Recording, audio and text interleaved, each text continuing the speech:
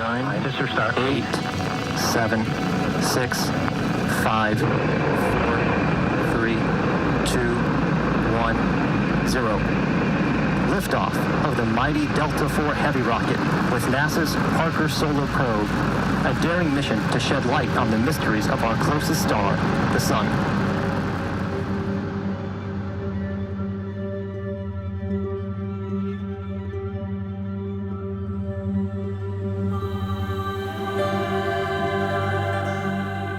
When we walked to the hall, we all gasped because it was so surreal. The sun with the paintings and the ambience and atmosphere. I felt very peaceful when I entered, there was certain vibe to it which had a very calming vibe inside.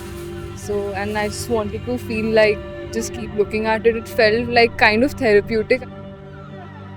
I'm a sunny person. I'm a summer person, so this makes me feel very happy, quite joyous seeing the sun there. It's very illuminating, I suppose you could say. It's taken me 8 months to create this artwork, and it's made of 400,000 photographs of the surface of the sun. So it provides the public with an opportunity to see all the details, the spicules and the sunspots and the fibres and the filaments. It's 200 million times smaller than the actual sun. So on this scale, the Earth is about 6 centimetres across. And of course, it's the sun we're not allowed to look at, ordinarily, because it's dangerous for our eyes. So this artwork provides an opportunity for the people to get up close to the sun.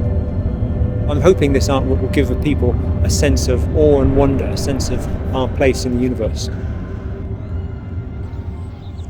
I suppose this artwork makes me feel kind of awed by the scale of our solar system, the universe, and the incredible processes that happen out there that was only relatively recently in human history are we starting to really learn about.